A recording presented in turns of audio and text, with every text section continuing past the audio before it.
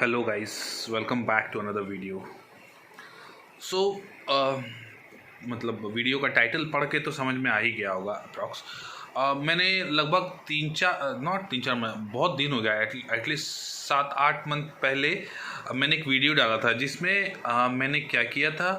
ये GT650 का जो शॉक अब्जॉर्बर है ये मैंने ख़रीदा था OLX से, और इस स्प्रिंग को कलर करने के लिए, ब्लैक हटाकर मैं येलो करने के लिए मैंने आग में डाल दिया था। तो अगर आप लोगों ने वो वीडियो नहीं देखा है तो सबसे पहले आप लोग वो वीडियो देखो। मैं लिंक डिस्क्रिप्शन में डाल दूँगा। सबसे पहले आप लोग वो वीडियो देखो। अब आगे बढ़ते हुए तो मैं बैकग्राउंड दे देता हूँ। तो मैंने इसे आग में डाल दिया था। आग में डालने के बाद मैंने कलर वगैरह सब चीज़ कर येलो वगैरह कर दिया। अब प्रॉब्लम क्या हुआ, आग में डालने से, आग में डालने के कारण ये स्प्रिंग अपना स्टिफनेस खो दिया। मतलब ये स्प्रिंग अब बहुत ज़्यादा सॉफ्ट हो गया, और जिसके कारण ये स्प्रिंग हल्की टेढ़ी हो गई। आप लोग देख पा रहे हो ये पोर्शन सट रहा है, यहाँ पे ये पोर्शन ज़्यादा गैप है। और ये देखो, ये स्प्रिंग के कारण ये मेरे रिजर्वायर में दाग पड़ रहा था, देख पा रहे हो ये। तो और प्लस ये सॉफ्ट बहुत ज़्यादा हो गया था, जो कि बेकार हो गया, स्प्रिंग बेकार हो गया। तो अब प्रॉब्लम क्या हो गया, रिजर्वायर तो इंटैक्ट है बट स्प्रिंग बेकार हो गया। अब स्प्रिंग मैं अब 14,000 देकर वापस से शॉक अब्जॉर्बर तो नहीं खरीदने वाला था। जस्ट स्प्रिंग, मुझे स्प्रिंग रिप्लेस करना था। अब कंपनी तो स्प्रिंग बनाती नहीं है सेपरेटली, या बनाती भी होगी तो मुझे नहीं पता। मैंने बहुत रिसर्च किया, मुझे नहीं पता, मेरे को कहीं मिला भी नहीं इसका स्प्रिंग खोजने पे। हाँ, एक दो जगह मिला था। या तो मुझे हिचकॉक मोटरसाइकिल्स UK से इंपोर्ट कराना पड़ता, जो कि मुझे इंपोर्ट कराने में एटलीस्ट 10,000 के आसपास लग रहा था, सिर्फ स्प्रिंग का, दोनों स्प्रिंग का। तो यार अगर 10,000 में स्प्रिंग पे लगाऊँ तो मैं नया शॉक अब्जॉर्बर ले लूँ। एक और मैंने इंस्टाग्राम में वे टू स्पीड करके चैनल देखा है, चैनल नहीं बोलते, पेज देखा, वे टू स्पीड करके। वो लोग भी एक स्प्रिंग मैन्युफैक्चर करते हैं, कस्टम स्प्रिंग मैन्युफैक्चर, जो कि थोड़ा स्टिफ है। तो बट उसका भी प्राइस वो लोगों ने बोला 10,500 प्लस डिलीवरी चार्ज, जो मिला जुला के मेरे को 11,000 के आसपास पड़ जाता। तो 11,000 अगेन सेम थिंग। तो अब मेरे पास क्या उपाय था, मैं सोच रहा था कि शायद किसी और बाइक का स्प्रिंग लगाऊं इसमें, बट मुझे चाहिए था ये वेरिएबल रेट। मतलब आप लोग तो देखे ही हो, GT535 का जो पायोली का शॉक अब्जॉर्बर है वो कांस्टेंट रेट स्प्रिंग है, और ये मेरा वेरिएबल रेट स्प्रिंग 650 का है। जो इसका फ़ायदा ये है कि ये बॉटम आउट थोड़ा उतना जल्दी नहीं होता, ये थोड़ा हेवी ड्यूटी स्प्रिंग होता है, और ये लोड कैपेसिटी वेरिएबल है। तो ये ऑफ रोड ऑन रोड सब जगह मतलब अच्छे से परफॉर्म करता है। वाइल 535 का जो पायोली का स्प्रिंग है वो, उसका जो रेट है, मतलब ये जो गैपिंग है सब पूरा कांस्टेंट है, वो कांस्टेंट रेट स्प्रिंग है। वो ट्रैक के लिए, हाईवे के लिए नो डाउट ऑसम स्प्रिंग है। बट अगर मैं पिलियन के साथ बैठूं तो थोड़ा बहुत भी रोड अप एंड डाउन रहता है तो वो बॉटम आउट हो जाता है, वो मेरे को इशू था। तो अब मैं क्या कर रहा हूँ, अब मुझे स्प्रिंग चाहिए, कैसे करूँ, क्या करूँ। मैंने दूसरे बाइक का ट्राई करने का कोशिश किया, नो लक। किसी का या तो स्प्रिंग का इनर डायमीटर कम हो जाता था, या फिर लेंथ कम हो जाता था, बहुत सारा इशू हो रहा था। मुझे लगा शायद होंडा हाइनेस का मैं फिट करूँ, बट वो भी सॉफ्ट है, वो स्प्रिंग भी उतना अच्छा मेरे को नहीं लगा। प्लस वो सेम अगेन वो मुझे कांस्टेंट रेट स्प्रिंग है, जो कि मुझे नहीं चाहिए था। तो मैंने कोलकाता में स्प्रिंग बनाने वाली फैक्ट्रीज को फैक्ट्रीज खोजना शुरू किया ऑनलाइन। तो वैसे एक दो बहुत सारी फैक्ट्रीज हैं जो स्प्रिंग मैन्युफैक्चर करते हैं, बट सब लोग सारे फैक्ट्रीज बल्क ऑर्डर लेते हैं। बट मुझे तो सिर्फ 2 स्प्रिंग चाहिए था, बट वो लोग एक्सेप्ट नहीं कर रहे थे 2 स्प्रिंग का ऑर्डर। बट एक मुझे फैक्ट्री मिल गया, हिंदुस्तान स्प्रिंग करके एक फैक्ट्री है, जो कि कोलकाता से थोड़ा हटके हावड़ा में है, हावड़ा स्टेशन के पास। तो उन लोगों ने बोला ठीक है वो लोग कर देंगे, मुझे बस वो लोग को सैंपल चाहिए था। तो मैं, आप लोग देख पा रहे हो इसका स्प्रिंग खुला, वो सैंपल वहाँ दिया हुआ है। वो मैंने 2 वीक पहले ही दिया था, उन्होंने बोला था 1 से 1.5 वीक का टाइम लगेगा। वो सैंपल मैंने दे दिया। हाँ, अब क्या है, सैंपल देने के टाइम पे मैंने बोला था कि ये स्प्रिंग का लेंथ अराउंड 200 mm है ये।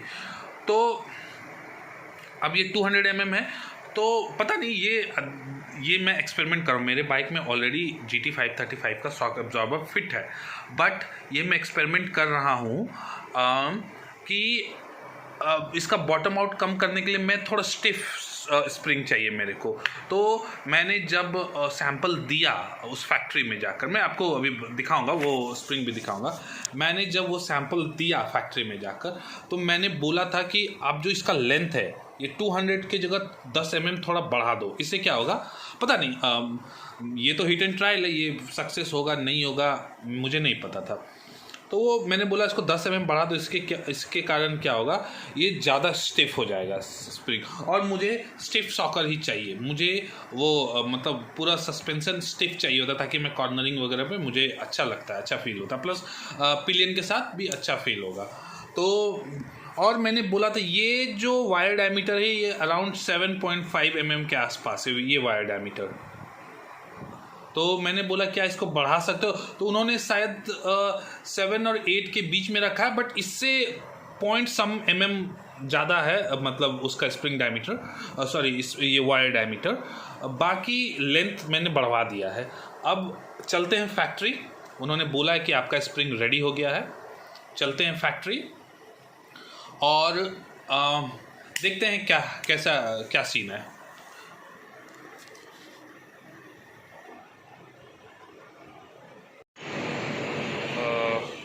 तो गाइज आप लोग देख पा रहे हो मेरा स्प्रिंग रेडी है। भैया लोगों ने एकदम बिल्कुल डिक्टो मिला दिया है। ये मेरा एग्जिस्टिंग स्प्रिंग और ये दोनों जो यहाँ पे मैंने ऑर्डर दिया था, बाकी कलर वगैरह तो मेरे को खुद से करना पड़ेगा, यहाँ पे भैया लोगों ने कलर नहीं किया है। और ये नाम बताइए भैया अपना। देखिए पिंटू जी ने शायद ये मैन्युफैक्चरिंग किया है। और आप लोग देख पा रहे हो कैसे हीट ट्रीटमेंट होता है। हीट ट्रीटमेंट करने के बाद इसको तेल में डाला जाता है। बस यही है पूरा फैक्ट्री सेटअप।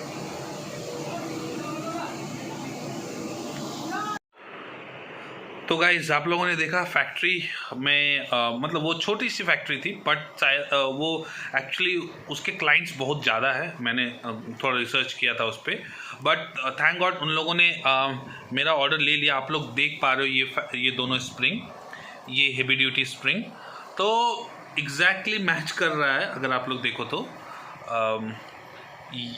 हाँ, अगर मैं इसे एक सेकेंड दो स्प्रिंग लेकर मैं थोड़ा सा,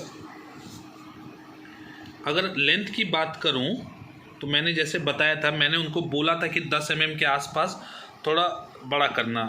और ये वायर डायमीटर आप लोग को ऐसे देख कर पता नहीं चलेगा, बट मुझे फील हो रहा है ये थोड़ा सा वायर डायमीटर इसका ज़्यादा है, मतलब जो मैंने मैन्युफैक्चर करवाया है। तो अब स्प्रिंग तो मेरा रेडी है और ये थोड़ा सा हेवी फील हो रहा है इससे। और मटेरियल स्टील ग्रेड 2 मटेरियल उन लोगों ने यूज़ किया है।